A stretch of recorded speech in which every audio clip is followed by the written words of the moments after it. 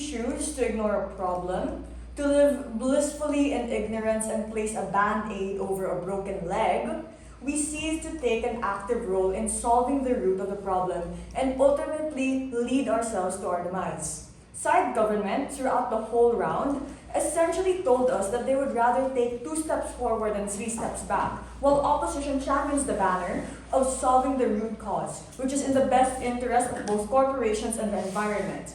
A few key rebuttals down the bench before I discuss the clashes. Firstly, protecting the environment, even at the expense of these corporations, is what we will stand for.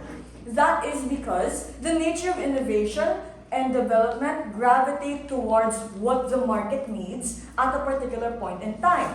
Meaning, the industry and markets will adjust because that's how capitalism and the invisible hand works. Corporations and new startups will adjust and take advantage in the worst case that these corporations fall, that they are affected by our negative reinforcement. The goal is to protect the environment. We're fine with malevolent corporations becoming a Monsanto and going under if they're unable to change their ways. But second, the problem with government's case is that they assume that these corporations will invest in this green technology that motivates these corporate carbon offsets. That means there are literally more challenges that they have to go through to even implement it. Buy-in from the board of directors, the owners, and the other shareholders. You also need to raise funds for this, either through debt or equity. Either way, they need to make these costs back. They are not likely to see this as an investment, but see it as a cost.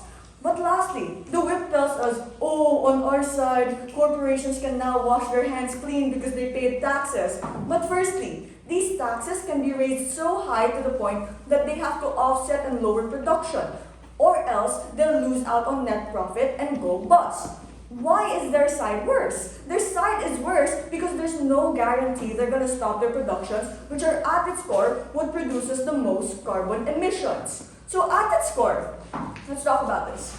The debate is about which process of carbon regulation is most effective for the betterment of the environment in terms of scope and scale.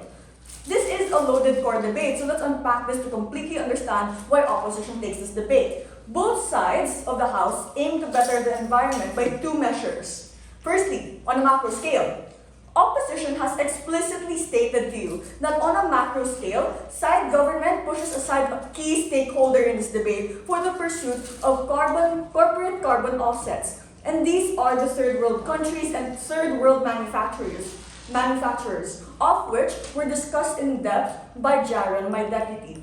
We tell you that on a macro scale, in terms of scale, we are able to better cater and protect third world countries when we actively and directly reduce these emissions, which is crucial. Why? And panel, take note of this. Firstly, the fact that we hold corporations accountable by directly solving the issue rather than making corporations financially compensate for their emission proves how we still want to give the third world manufacturers the room to grow and innovate as a corporation, rather than them being forced to stagnate, because for every unit of production is a corresponding unit of compensation. This is unsustainable for these stakeholders. Only on opposition do we actively cater and protect these nations and manufacturers by directly reducing the problem, which in comparison is more analogous to an investment that benefits corporations of all levels in the long terms, because rather than paying compensation every year, we give strong disincentive structures that make these corporations prefer and opt into better means to produce their goods and services, of which you get this line of analysis from Joseph, my first speaker.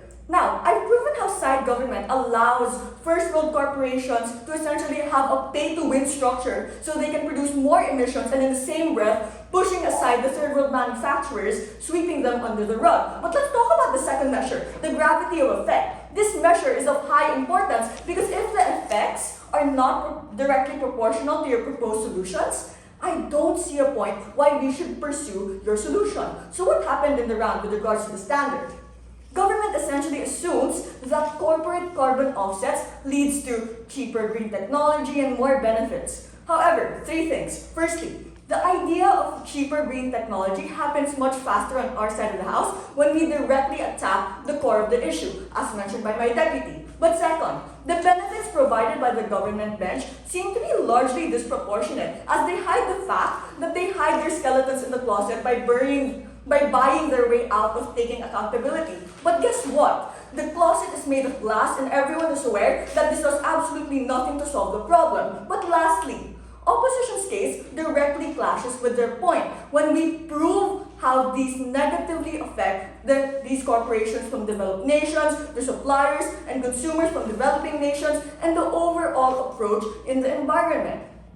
I've proven them how the gravity of effect in opposition significantly outweighs the Gov comparative, which means that we win this measure as well. The very fact that we have won both intrinsic measures, therefore winning the core debate, proves how on our side of the house, not only do we better the environment by solving the issue at its core, but we also cater to a plethora of stakeholders. Who are these stakeholders? Firstly, the consumer, by keeping selling prices down rather than in Gov's world, wherein they mark up goods to compensate emission. We also cater to all levels of corporations, especially those in third world countries, ensuring that they do have the means to grow and innovate. But lastly, we also cater to the large population, but all of which are essentially exclusive benefits you get from side opposition. So for all those reasons and more, very proud to oppose opposition.